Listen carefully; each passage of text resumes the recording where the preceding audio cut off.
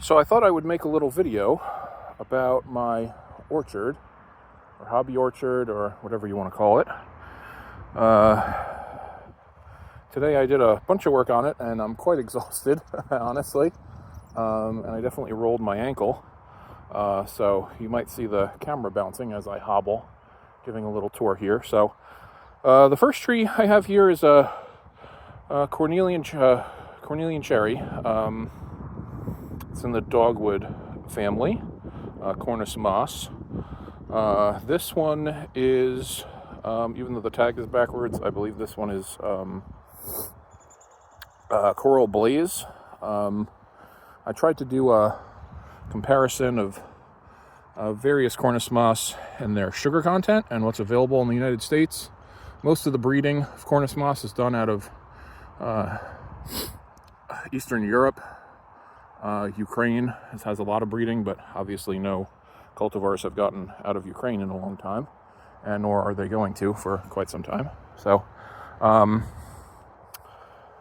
this should have a small fruit about the size of a cherry, somewhere between the flavor of a tart cherry and a cranberry. I've never had them before. It was just kind of a give it a try. So I'm trying to specialize in fruits that have very high pest and disease resistance in the area. So that's why I chose this. My wife loves cranberry sauce, and thought maybe it would kind of give a comparable flavor to cranberries. This is another Cornelian cherry here, and it's got some little yellow flowers on it, as you can see. This one is actually called yellow, so all of them do have yellow flowers, but most of them have some kind of a red fruit, red to dark red, purple. But this one is supposed to have yellow fruit. And moving on over this way, this here is jujube. I have a lot of jujubes. Again, high drought tolerance, high disease and pest resistance, I should say. Yeah, I'm really tired. High vigor, tasty sweet fruit. This one is Black Sea. It's much smaller than my other ones. I got it later, and from a different grower. The Cornelian cherries were from One Green World. I planted them in the fall. I planted this in the fall as well. This one is from, I want to say it was also from One Green World. Probably. Over here, I have an Asian persimmon. And the buds are definitely swelling already, which is crazy. We have a very early spring. This one is a dwarf variety. I can't do ladders. I don't like heights. I got bad knees. I got bad feet. I got crazy high arches, and I roll my ankles. So, yeah, I'm not going to be picking any fruit from anything that gets really big. So, dwarf, Asian persimmon, khaki persimmon. Supposed to have very tasty sweet fruit, astringent type, so you can't eat it when it's hard. You have to eat it when it gets soft, around September, October, November time frame. Well, I've never grown them before or tasted them before, so we'll see. Everywhere I've seen says they're really tasty.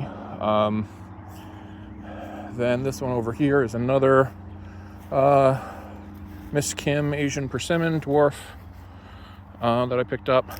So today what I did, as you can probably see, so when I planted all these in the fall, I think these are all mostly in the fall. I mulched them pretty heavily with wood chips. And so today I went around all the fruit trees and I pulled the wood chips away. I put in some fertilizer. Everything got some, granular, slow release 10-10-10. And then everything except for the persimmons and my gummies got also some blood meal. Apparently persimmons, I read somewhere, will have fruit drop if they have high nitrogen. Blood meal is 1200, the one I was using at least. Here's another jujube. This one is honey jar. So this one and my other two jujubes I planted in like midsummer. That graft actually doesn't look so hot. Let's see if I can zoom in. Yeah, that's looking a little, hopefully that's okay. So my jujubes I planted midsummer, and as a result, after I mulched them in, this really pervasive weedy grass, this kind of creeping stuff, I don't know what you call it, I should know, but I don't, just kind of climbed right up the mound of, I should say the donut of, donuts, not volcanoes when you mulch, the donut of mulch, and just shot roots down into it and grew like crazy and kind of took over. So that was quite a pain to pull all that stuff back, and you can see I didn't really do a great job on all these. I'm pulling it all back, but I used my action hoe, which I love, also called a stirrup hoe.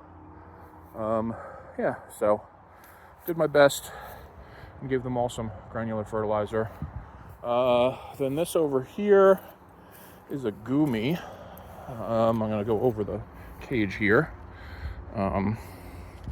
This one actually, so I never really realized this, but those nodes are super close together. So the deer didn't really bother these. I didn't put these cages up right away, so there's one other one I have another Gumi. These are Tillamook Gumi. Tillamook and Carmine are the same Gumi, but there's also a variety of bush cherry called Carmine, so make sure you're specific if you're asking for them.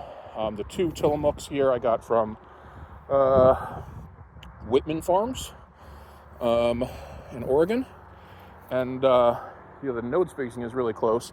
The deer didn't really bother them, although they did tip them in certain places, and because the nodes are so close, it didn't really matter. They're just growing like wildfire. And yeah, it's mid-May, so I mean, we've had such an early spring this year. It's crazy. So here is another jujube. These have some pretty wicked thorns on them, if you can tell. I don't know if you can see that. Yeah. This is another honey jar. I was supposed to get the Black Sea, a honey jar, and a sugar cane, but they accidentally sent me 2 honey jars from Edible Landscaping, which is a nursery in Virginia. So I called them, I let them know, and they sent me a free sugarcane jujube, and that was just really nice of them. It's an honest mistake, I'm sure they're just processing things like crazy. And yeah, the Gumis I also planted in kind of like the late summer, so they got some of this crazy spreading grass all over them that I had to pull out. So here is the sugarcane, the sugarcane jujube. Then, last but not least, is this Primark Freedom Blackberry.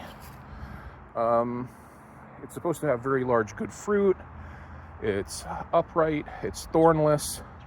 It's primocane fruiting, so if you wanted to, you could cut it down all the way down to the ground every year. And the new shoots will have fruit in the fall, but also the shoots from the previous year will have, the floricanes will have fruit in the late spring. So we'll see. Who knows? So yeah, that's kind of the start of the orchard. My wife helped me put up the larger cages. I have 10-foot cages on the, and it's 10 linear feet, so it doesn't work out to a 10-foot circle. But so I have 10-foot cages on the Gumis. Everything else is just 5 linear feet. I thought it'd be easier to video with the cages off for the time being, but if I left them off for a long time, the deer love everything. They'd tear them up. Over time, I would like to add some more Cornus Moss, a few other varieties. They're slow growing, so I don't know if I'll ever get fruit for several years. Apparently the wood is heavier than water, so they sink. It's very dense wood, so very slow growing. But yeah, my plan this summer, last summer was kind of crazy for those who know the personal issues that we kind of had to deal with. And it is a beautiful night. The sun is just starting to set here as I finish my work. But yeah, my plan is to do a granular fertilizer every 4 weeks and a liquid fertilizer every 2 weeks, and see what kind of growth we get. In my garage, I have 15 figs in 10-gallon tall grow bags. I also got 2 pawpaws, Shenandoah and a KSU Chappelle, that I need to plant. Those will probably go. I have a bunch of walnuts, black walnut trees all over the property that I can plant. The pawpaw is closer to. They give off a chemical called the black walnuts give off a chemical called juglone that poisons certain things, but apparently pawpaws are not bothered. So I'm going to plant those in a different area. These were kind of all the plants that were generally questionable in terms of their ability to withstand juglone. So I put them in the one, nice area that gets good sun. So more Cornus moss, the 2 pawpaws, 15 of the figs. I actually have another, and believe it or not, I'm kind of crazy with figs. I have another 27 cuttings in my basement fridge. I gotta set those up and see if I can root them. It's on the list of things to do. I ordered 2 Japanese heart nut trees, Grimo cultivars. Those are coming from Canada. I'll be planting those later this year. I have a Girardi dwarf mulberry that is in a 10-gallon grow bag in my garden right now, and also another primocane. It's a black raspberry instead of a blackberry, called Ohio Treasure, in a grow bag. And then I got my gooseberry bed, which I started working on earlier. I have, a number of gooseberries. Some died, some lived. I'm trying to think of the varieties offhand. Captivator, Black Velvet. They're all on my backyard. Let's see if I can reach that high enough. So they're way back in there around the black walnut there. That's that huge freaking tree. It's a black walnut. Actually, I want to get that measured at some point. It might be, they do like county champions where they measure all the dimensions to see if it's one of the biggest in the county. So that's on the list of things to do. But I have a bunch of gooseberries around there because they don't care about juglone and they like the shade. Captivator, Black Velvet, Glendale, Tixia, Poor Man, and Amish Red, I think, are all the varieties I have left. I had Jean, that one died. I had a few others. Generally, I thought that the ones that had pure European genetics, they didn't do so hot in this area with the humid summers. They would get diseased and they would die. But the ones with hybrid genetics did a lot better with various American ribes.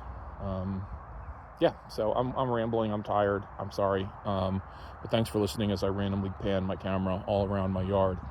And my daughter is actually just outside the camera view, making all sorts of poses to try to make me laugh, because she's a goofball, and she still has energy despite playing outside all day.